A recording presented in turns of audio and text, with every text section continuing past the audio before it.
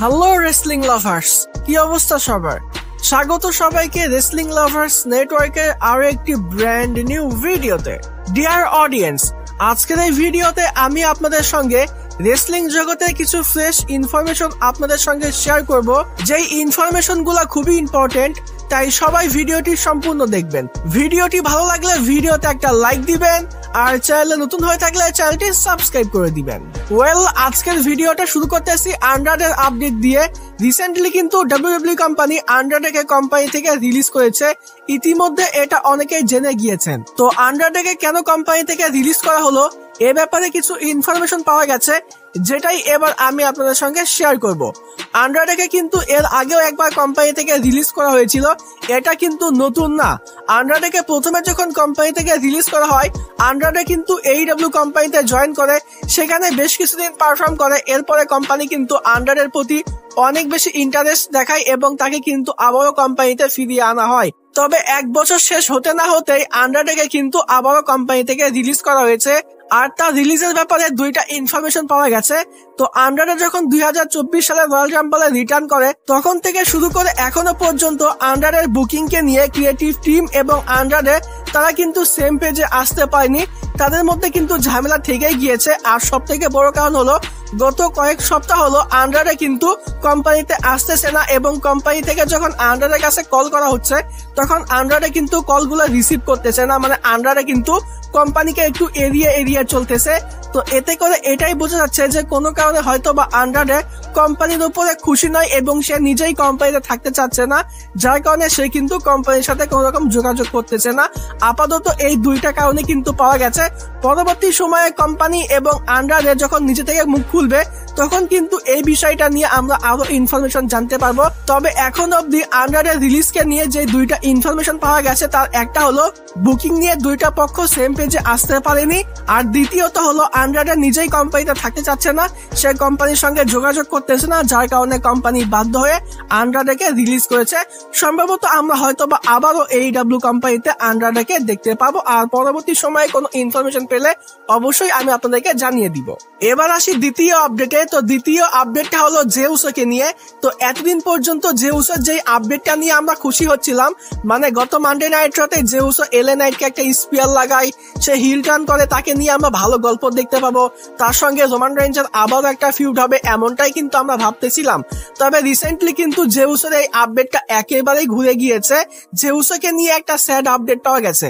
তো আপডেটটা হলো, আমরা কিন্তু এতদিন পর্যন্ত ভাবতেছিলাম যে জে উসোকে হিল টার্ন করানো হবে, Jey Uso already heel turn করেছে, জে উসোকে এবার ভালো একটু সিরিয়াস ভাবে দেখানো হবে। তবে না, এমনটা হচ্ছে না। তো রিসেন্ট আপডেটে বলা হচ্ছে জে উসোকে আদৌ হিল টার্ন করানো হবে কিনা, এটা নিয়ে কিন্তু কোম্পানি ভাবতেছে। আর এটার কারণ হলো, যে রেস্টুরেন্ট গুলোকে দিয়ে কোম্পানি বর্তমান সময়ে বিজনেস করতেছে, যাদেরকে দিয়ে ভালো ব্যবসা হচ্ছে, তাদের মধ্যে কিন্তু জে উসো অন্যতম। ফ্যান্সরা কিন্তু জে উসোর মার্চেন্ডাইজ আগে থেকে অনেক বেশি কিনতো, আর এখনো কিন্তু মার্চেন্ডাইজ সেল করার দিক দিয়ে জে উসো কিন্তু উপরের দিকেই আছে। জে উসো হিল টার্ন করলে ফ্যান্সরা হয়তো বা তার মার্চেন্ডাইজ কিনবে না, জে উসো হয়তো বা আগের মতো ফ্যান সাপোর্ট পাবে না। অবভিয়াসলি জে উসো যদি হিল টার্ন করে, সে যদি হিল রেসলারে কনভার্ট হয়, তাহলে তো ফ্যান্সরা জে উসোকে ফেস রেসলারের মতো সাপোর্ট করবে না, এটা তো অবভিয়াস। তো এর জন্য কিন্তু কোম্পানি জে উসোকে নিয়ে ভাবতেছে তারা আদৌ জে উসোকে হিল টার্ন করাবে কিনা, কারণ জে উসোকে দিয়ে বিজনেস হচ্ছে। দিন শেষে কিন্তু কোম্পানি বিজনেসের দিকটাই দেখতেছে, তারা কিন্তু জে উসোর ভালো বিষয়টা দেখতেছে না। তো আমরা এতদিন পর্যন্ত জে উসোর হিল টার্নকে নিয়ে যে খুশি হচ্ছিলাম যে জে উসোকে হিল টার্ন করানো হবে, এবার জে উসোকে সিরিয়াস ভাবে দেখানো হবে, তো এটা কিন্তু হচ্ছে না। কোম্পানি কিন্তু এখনো অব্দি ভাবতেছে তারা জে উসোকে হিল টার্ন করাবে কিনা। যদি হিল টার্ন করানো হয়, তাহলে 2-1 এর মধ্যে কিন্তু করানো হচ্ছে না, এটার জন্য কিন্তু কোম্পানি টাইম নিবে, এমনটাই কিন্তু বলা হচ্ছে। তো এটা কিন্তু আলটিমেটলি একটা স্যাড নিউজই। জে উসোকে আবারও ইটিট করতে দেখতে পাবো, এটা কিন্তু ভালো লাগতেছে না। জে উসো যবে থেকে তার ক্যারেক্টার একটু সুইচ করেছে, তখন থেকে কিন্তু জে উসোর মধ্যে একটা অন্য রকমের কারিশমা দেখতে পেয়েছি। আপনারা কিন্তু এটার ঝলক গত মানডে নাইট রাতেই দেখতে পেয়েছেন। এতদিন পর্যন্ত জে উসোর স্পিয়ার গুলো কিন্তু একেবারেই বেকার ছিল। তবে তবে গত মানডে নাইট রাতে এলএ নাইটের উপরে জেউসে যে স্পিয়ার লাগিয়েছে এটা কিন্তু দুর্দান্ত ছিল। তো আমি তো চাই যে জেউসকে হিল টার্ন করানো হোক। আমার মতো কারা কারা চান যে জেউসকে হিল টার্ন করানো হোক কমেন্ট করে জানাতে পারেন। এবার আসি পরবর্তী স্টোরিতে। তো পরবর্তী স্টোরিটা হলো ব্রক লেসনারকে নিয়ে। ব্রক লেসনারের বর্তমান ফিউডটা কিন্তু জন সিনার সঙ্গে চলতেছে, আর রেসেলপালুজাতে আমরা জন সিনা এবং ব্রক লেসনারের মধ্যে ম্যাচ দেখতে পাবো। এই ম্যাচের মধ্যে কে জিততে পারে একটা বেটিং অডস কিন্তু আমি অলরেডি আপনাদেরকে জানিয়ে দিয়েছি। তবে আপডেটেড বেটিং অডস কিন্তু বেরিয়েছে, যেটা ভিডিওর সামনের দিকে জানিয়ে দিচ্ছি। মানে রেসেলপালুজার জন্য যেই কয়টা ম্যাচ কনফার্ম হয়েছে সবগুলা ম্যাচের আপডেটেড বেটিং অডস কিন্তু আমি আপনাদেরকে জানিয়ে দিব। তো বিষয়টা হলো রেসেলপালুজাতে ব্রক লেসনার এবং জন সিনার মধ্যে যেই ম্যাচ হবে সেই ম্যাচের মধ্যে যেই জিতুক না কেন এরপরে কিন্তু আমরা ব্রক লেসনারের অন্য একটা গল্প দেখতে পাবো। তো রেসেলপালুজার পরে বা জন সিনার সঙ্গে ব্রক লেসনারের ফিউডটা শেষ হয়ে যাওয়ার পরে পরবর্তী সময়ে ব্রক লেসনারের অপোনেন্ট কে হবে এটা নিয়ে কিন্তু একটা আপডেট সামনে এসেছে। ব্রক লেসনারের অপোনেন্ট কে হতে পারে, জন সিনার পরে ব্রক লেসনারের অপোনেন্ট কে হবে, তিনজন রেসলারের নাম কিন্তু সামনে এসেছে, যেখানে প্রথমেই আসে কর্ডি রুডসের নাম। কর্ডি রুডসের সঙ্গে এর আগেও কিন্তু আমরা ব্রক লেসনারের ম্যাচ দেখতে পেয়েছি। মানে ব্রক লেসনার যখন কোম্পানি থেকে চলে যায় তখন কিন্তু সর্বশেষ ম্যাচটা কর্ডি রুডসের সঙ্গে হয়েছে। তো কর্ডি রুডসের সঙ্গে কিন্তু আরো একটা ম্যাচ ব্রক লেসনারের হতে পারে এমনটা বলা হচ্ছে। এরপরের অপোনেন্টটা হলো র্যান্ডি অর্টন। র্যান্ডি অর্টনের সঙ্গে ব্রক লেসনারের একটা ম্যাচ হবে, এটা কিন্তু অবভিয়াস। আমরা সকলেই কিন্তু চাই যে র্যান্ডি অর্টনের সঙ্গে ব্রক লেসনারের একটা ম্যাচ হোক। খুব সম্ভবত ব্রক লেসনার এবছর অথবা আগামী বছরে রিটায়ার করে নিবে। তো তার বর্তমান যে রান চলতেছে কোম্পানিতে এর ভিতরে র্যান্ডি অর্টনের সঙ্গে তার একটা ম্যাচ হোক, এটা কিন্তু আমি চাই। আই থিঙ্ক আপনারা সকলেই চান যে র্যান্ডি অর্টন এবং ব্রক লেসনারের মধ্যে আবারও একটা ফিউড হোক, আবারও একটা ম্যাচ হোক। তো কর্ডি রুডসের পরে র্যান্ডি অর্টনের নাম কিন্তু সামনে এসেছে, যে কিন্তু ব্রক লেসনারের পরবর্তী অপোনেন্ট হতে পারে। আর সবার শেষে যে নামটা এসেছে সেটা হলো গান্থার। গান্থারের নামটা কিন্তু সামনে এসেছে। বলা হচ্ছে গান্থার এবং ব্রক লেসনারের মধ্যে ম্যাচ হবেই হবে। আর আমিও চাই যে ব্রক লেসনার এবং গান্থারের মধ্যে ম্যাচ হোক। আর আমার কাছে মনে হয় যে ব্রক লেসনারের সঙ্গে গান্থারের একটা ম্যাচ হবেই, কারণ এটা কিন্তু এক রকমের ড্রিম ম্যাচ। এটা কিন্তু অনেকেরই ড্রিম ম্যাচ। আই থিঙ্ক বেশিরভাগ ফ্যান্সই কিন্তু চায় যে ব্রক লেসনার এবং গান্থারের মধ্যে একটা ম্যাচ হোক। এটা কিন্তু বেশিরভাগ অডিয়েন্স, বেশিরভাগ ফ্যান্সেরই কিন্তু dream match. I think Royal Rumble আমরা গান্থার এবং ব্রক লেসনারের মধ্যে একটা ফেস অফ দেখতে পেয়েছিলাম। তারপর থেকেই কিন্তু কানাঘোষায় শোনা গিয়েছে ব্রক লেসনার এবং গান্থারের মধ্যে ম্যাচ হবে। আমরা কিন্তু ম্যাচ দেখতে পাইনি। ব্রক লেসনার কিন্তু 2 বছরের বেশি সময় কোম্পানিতে ছিল না। তো এখন যেহেতু ব্রক লেসনারের কোম্পানি আছে, এই ড্রিম ম্যাচটা কিন্তু করানো উচিত। আর আমার কাছেও মনে হয় যে ব্রক লেসনার এবং গান্থারের মধ্যে একটা ম্যাচ হবে। এই ম্যাচটা করা হলে ডেফিনেটলি এটা একটা ব্যাঙ্গার টাইপের ম্যাচ হবে।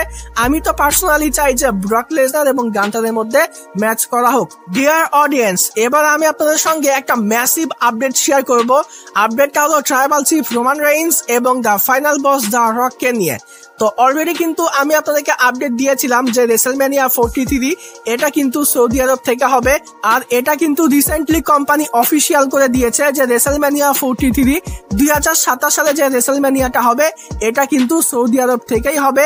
আর এই যে রেসেলম্যানিয়া 43 এটা কিন্তু রেসেলম্যানিয়া হিস্ট্রির সব থেকে বড় রেসেলম্যানিয়া হবে। এটা কিন্তু হবে সুপার রেসেলম্যানিয়া। তুর্কি আলাল শেখ কিন্তু এই বিষয়টা জানিয়েছে যে রেসেলম্যানিয়া 43 কে সব থেকে গ্রেটেস্ট বানানোর জন্য যা যা করা লাগে আমরা করব। যত লেজেন্ড আছে সবগুলো লেজেন্ডকে আমরা রেসেলম্যানিয়া 43 তে কম্পিট করানোর বা ফিরিয়ে আনার চেষ্টা করব। সেখানে কিন্তু স্টোন কল স্টিভ অস্টিনের নাম আছে, শন মাইকেল, আন্ডারটেকার, এরকম অনেকগুলো সুপারস্টারের নাম কিন্তু সামনে এসেছে যারা কিন্তু রেসেলম্যানিয়া 43 তে আসতে পারে। আর সব থেকে বড় বিষয় হলো the final boss the rock.